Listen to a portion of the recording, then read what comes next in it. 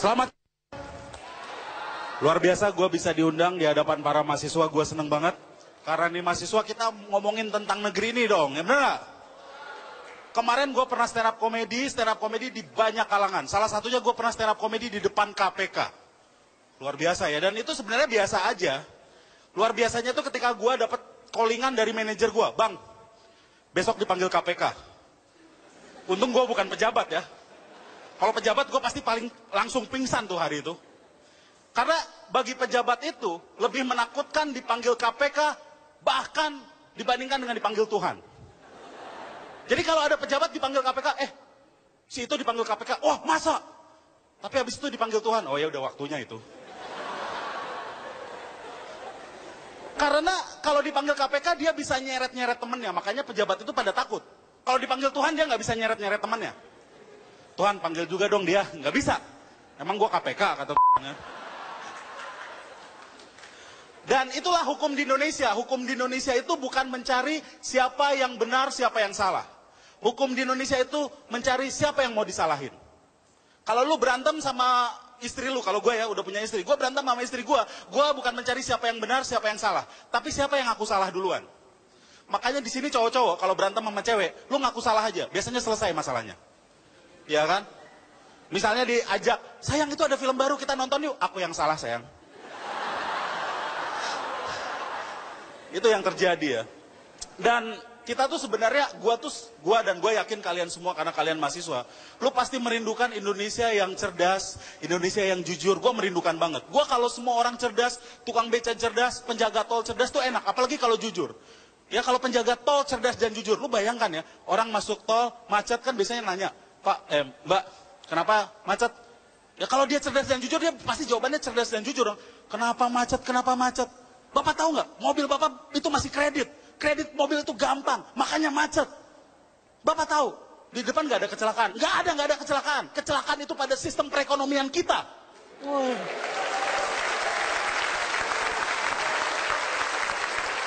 Gokil di penjaga tol gitu kan. Wah, ya itu ya sebenarnya kita merindukan seperti itu. Tapi apa yang terjadi? Lu lihat acara TV kita.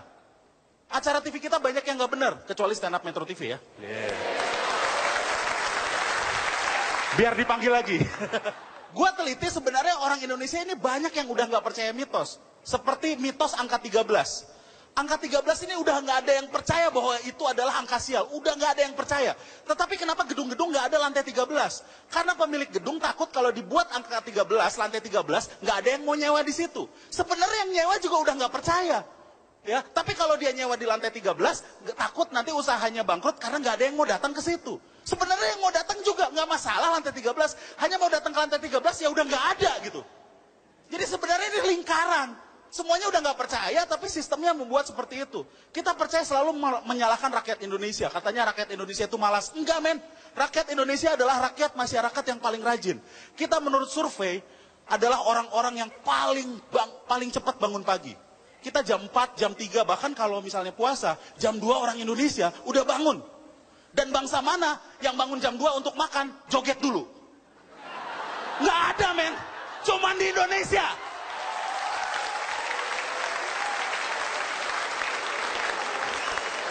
Nggak ada lu mau makan, hehehe, nggak ada men. Cuman di Indonesia, dia kita adalah orang yang rajin.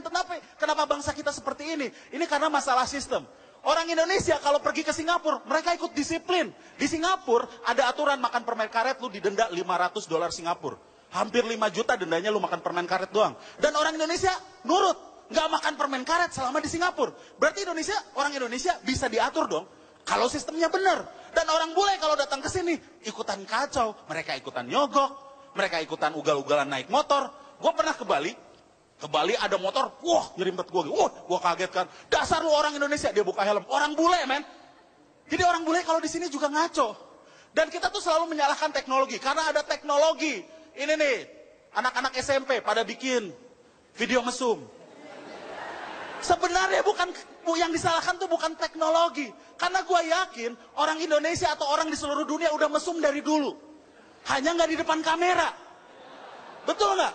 Gue yakin kalau kamera digital itu ada di zaman Ken Arok, pasti ada Ken Arok sama Ken Dedes 3GP, pasti.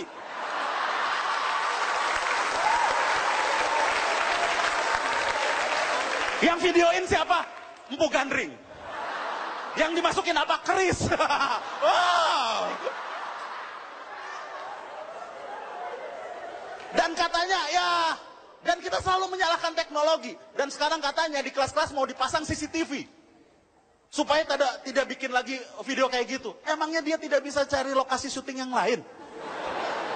Anak SMP sekarang pinter, men. Dan kita menyalahkan teknologi, pendidikan agama, pendidikan akhlak. Menurut gua, yang salah tuh pemimpinnya. Pemimpinnya juga bikin ya masyarakatnya niru dong, bener gak?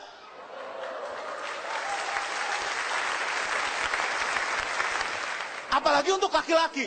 Laki-laki kelamin itu seperti punya otak sendiri. Punya kebijakan sendiri. Dia itu seperti perusahaan dalam perusahaan. Negara dalam negara. Jadi kalau lu Itali, dia tuh Vatikan. Dia punya kebijakan sendiri. Kayak gue ya, gue tuh udah nikah. Kadang-kadang sama anak-anak gue, sama istri gue kalau weekend, kita berenang. Kita berenang gitu, gue udah tanamkan, I'm a married man. Gue gak boleh macem-macem nanti di kolam renang. Tapi kalau ada cewek seksi lewat pakai baju renang, gue bilang, I'm a married man. Dia bangun sendiri. Dia punya kebijakan sendiri. Pemberontak. Separatis. Sama gue Semi.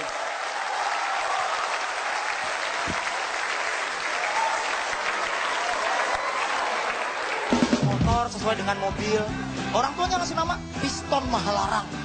Wah, Stang Kurniadi, Bambang Knalpot.